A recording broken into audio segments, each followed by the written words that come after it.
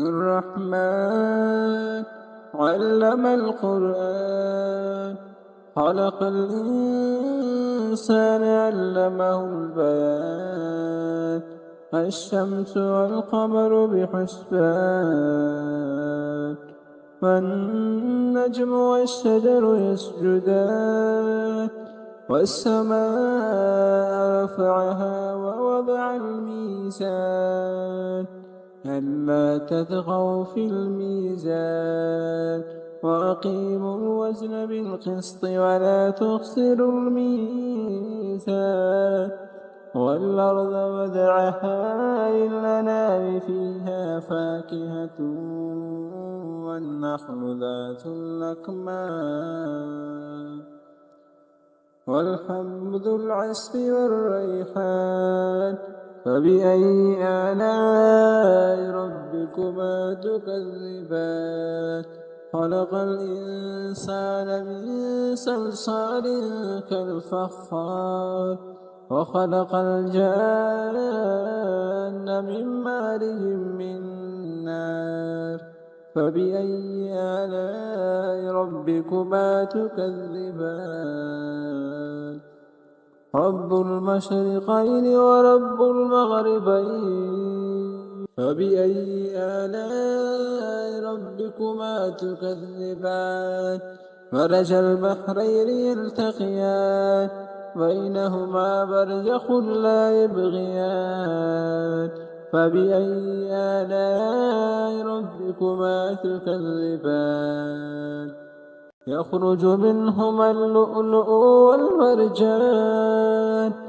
فبأي آلاء ربكما تكذبان وله الجوار المنشآت في البحر كالأعلام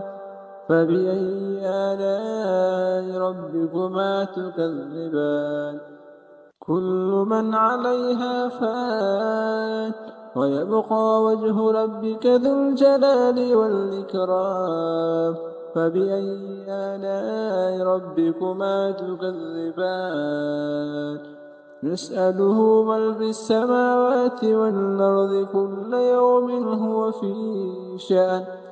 فبأي آلاء ربكما تكذبان سنفرغ لكم أيها الثقلان فبأي آلاء ربكما تكذبان يا معشر الجن والإنس إن استطعتم أن تنفذوا من أقطار السماوات والأرض فانفذوا لا تنفذون إلا بسلطان فبأي آلاء ربكما تكذبان يرسل عليكما شواظ من نار ونحاس فلا تنتصران فبأي آلاء ربكما تكذبان فإذا انشقت السماء فكانت وردة كالدحان فبأي آلاء ربكما تكذبان فيومئذ لا يسأل عن ذنبه إنس ولا جان فبأي آلاء ربكما تكذبان يعرف المجرمون بسيماهم فيؤخذ بالنواسي والأقدام فبأي آلاء ربكما تكذبان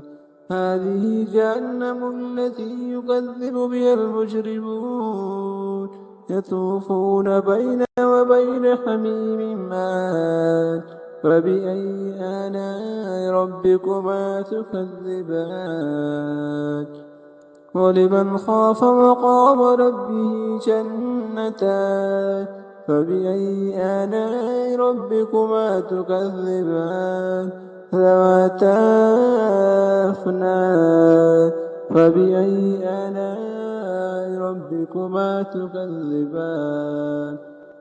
فيهما عينان تجريان فبأي آلاء ربكما تكذبان فيهما من كل فاكهة زوجان فبأي آلاء ربكما تكذبان متكئين على فرش بطائنها من استبرق وجنى الجنتين دان فبأي آلاء ربكما تكذبان فيهن قاصرات الطرف لم يطمثهن إنس قبلهم ولا جان فبأي آلاء ربكما تكذبان كأنهن الياقوت والمرجان فبأي آلاء ربكما تكذبان هل جزاء الإحسان إلا الإحسان فبأي آلاء ربكما تكذبان ومن دونهما جنتان فبأي آلاء ربكما تكذبان مدهامتان